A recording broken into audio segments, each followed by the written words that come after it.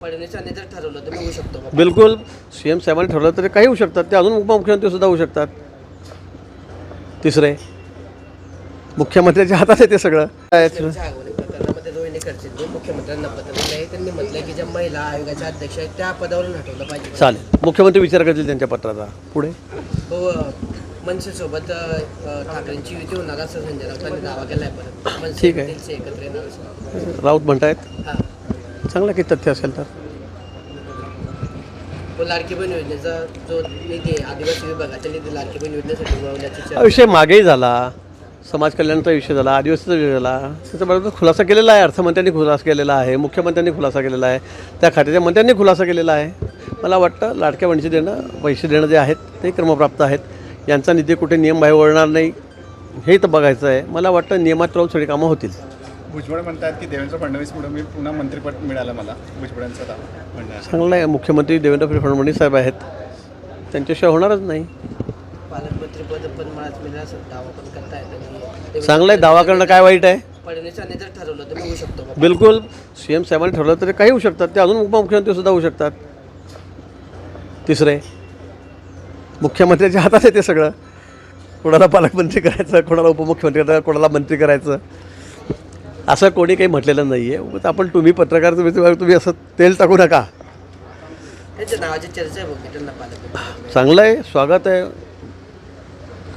काय चुकीचं आहे ते जर म्हणत असतील की बा मी होणार आहे, त्यांनी दावा करू शकतात. आणि मुख्यमंत्र्यांनी ठरवलं तर ते करू शकतात त्यांना. बरोबर. छगन भुजबळांनी असं पण म्हटलं की लाडकी बहीणची योजना आहे, त्याच्यामुळे 40 ते 50,000 कोटींचा खर्च सरकारचा वाढलेला आहे असं त्यांनी म्हटलं. मग आता हे तर लिखितच आहे ना, हे का काही नवीन सांगितलं त्यांनी, काही गोप्यस्फोट आहे का हा? जवळपास 30,000 कोटी 28,000 कोटी त्यामुळे वाढलेले आहेत. हे खरं आहे, चुकीचं काय? त्याच्यामुळेच आता यावेळेस आदिवासी विभागाचा निधी वळवला, मागच्या वेळेस समाज कल्याणचा निधी वळवल्याचा संजय क्षीरसागरांनी पण आरोप केला होता. मला वाटतं सगळं नियमात राहून काम चाललेलं आहे. असं कुठल्याही कोणाकडे पळापळी होणार नाही. गेला असेल तर टेम्पर असेल, नंतर ते पुन्हा तिकडे डायव्हर्ट होईल पैसे आल्यावर. तर मला असं वाटतं कोणत्याही खात्यावर अन्याय होणार नाही. पण महिला आयोगाला यापूर्वी पण तक्रार केली होती वैष्णवी हागवणे प्रकरणात. त्याच्यामुळे त्यांनी कारवाई केली नाही. जर अशी कारवाई केली जात नसेल तर महिला अध्यक्षांचा उपयोगच नाही असं त्यांनी रोहिणी खडसेंनी पत्रात म्हटलेलं आहे. चांगलं आहे, विचार करू त्यांच्या पत्राचा. सरकार निश्चित त्याच्या पत्राचा विचार करेल. तो मुक्ताईनगरचा जो हायवे आहे त्या संदर्भात खडसे असो, चंद्रकांत पाटील असो यांनी केंद्राकडं राज्याकडे मागणी केली होती. मात्र त्या ठिकाणी केंद्रीय मंत्र्यांची बैठक झाली. मात्र शेतकरी आंदोलन पाडलेलं आहे, शेतकऱ्यांना स्थलांतरित केलेलं आहे. नेमकं ते आंदोलन जे होतं शेतकऱ्यांना, ते आंदोलन पोलिसांनी आणून पाडलेलं आहे. असं कुठे का? त्यांना आंदोलन करण्याचा अधिकार आहे. ते कसे आणून पाडतील पोलीस? ते कुठे बसू शकतात शेतकरी. मला वाटतं त्या संदर्भामध्ये काल गडकरी साहेबांची त्यांची बैठक झालेली आहे. काय असेल ते गडकरी साहेबांनी त्यांना सांगितलेलं आहे. आपण तिथं पाहणीला जाऊ शकतो आगामी काळात कुठे? त्या शेतकऱ्यांशी. नाही, शेतकऱ्यांची मी बोललेलो, चर्चा केली. ते काय रस्ता थोडीच पाहायला जायचं आपल्याला कुठून होतोय म्हणून. त्यांना काय पैसे मिळणार आहे, त्या जमिनीचं कॉम्पन्सेशन काय मिळणार, त्या संदर्भामध्ये त्यांची अडचणी तक्रार आहे.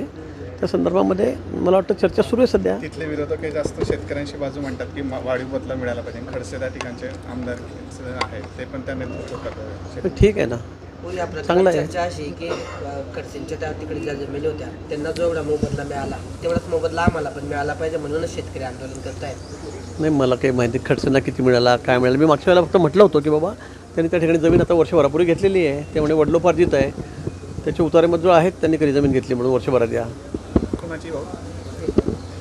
तो जो रस्ता होतोय त्या ठिकाणी खडसे साहेबांनी आता वर्षभरामध्ये जमिनी घेतलेल्या आहेत रस्ता होतोय म्हणून. मी ह्या मागे सांगितलं. ते म्हणतात माझी वडलोपार्जित जमीन आहे. मी त्यांना पुरावा देतो त्यांनी जमीन कधी घेतली म्हणून. नाही, चॅलेंज नाही, मी पुरावा देतो असं मी म्हणतो. ते म्हणतात की माझी वडलोपार्जित आहे, याच्याकडे काय होतं, माझ्याकडे एवढं होतं. ठीक आहे, त्यांच्याकडे भरपूर आहे, भरपूर होतं. पण जो रस्ता तर देऊन ते म्हणतात जातोय, तिथली जमीन जी आहे ती त्यांनी आता घेतलेली आहे. चला आता असं एक तासभर. एबीपी माझा, उघडा डोळे बघा नीट.